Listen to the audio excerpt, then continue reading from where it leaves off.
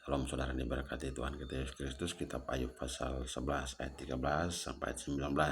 Berkata demikian saudara ayat 13, jikalau engkau ini menyediakan hatimu dan mendedahkan tanganmu kepadanya. Jika kita mau mendengarkan firman Tuhan dan hanya mau berharap selalu kepada Tuhan. Ayat 14, jikalau engkau menjauhkan kejahatan dalam tanganmu dan tidak membiarkan kecurangan ada dalam kemahmu.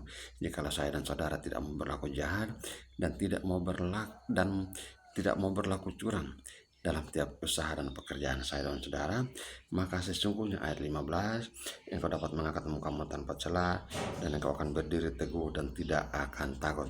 Maka sesungguhnya kita tidak akan takut, sebab tidak ada suatu kejahatan, kesalahan pun yang kita perbuat dalam kehidupannya kita, sebab kita berkenan kepada Tuhan. Tentunya saudara, jika kita melakukan dua hal itu, melakukan beberapa hal itu, yaitu mendengarkan firman, mau berharapannya kepada Tuhan, menjauhkan diri dari setiap kejahatan, tidak berlaku curang dalam tiap usaha pekerjaan saya dan saudara.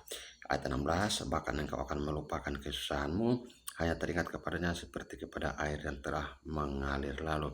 Bahkan jikalau seadanya saya dan saudara pernah mengalami kesusahan, kita akan melupakan semua kesusahan kita itu, dan kalau kita mengingatnya, kita akan hanya mengingatnya sebagai suatu pelajaran supaya kita tidak berlaku salah ke depannya.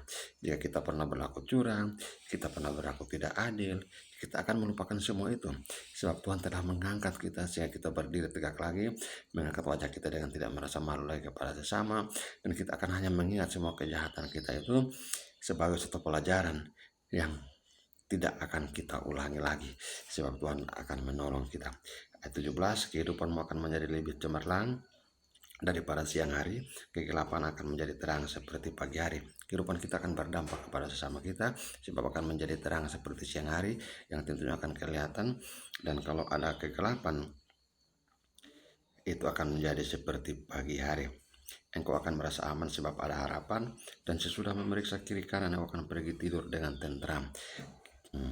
Kita akan merasa aman sebab tentunya selalu ada harapan, dan setelah memeriksa setiap apa yang kita miliki, memeriksa setiap kehidupannya kita akan dapat beristirahat dengan tenang, sebab kita yakin percaya bahwa setiap apa yang kita miliki yang adalah pemberian Tuhan akan tetap terlindung aman, oleh karena Yesus Kristus akan menjaga, menolong kita dan melindungi setiap hasil tangan kita, melindungi setiap jari lelah kita, melindungi pelayanan kita, melindungi keluarga kita, melindungi karyawan kita, melindungi setiap apa yang kita punyai, karena Yesus Kristus Tuhan menyertai saya dan saudara. Shalom.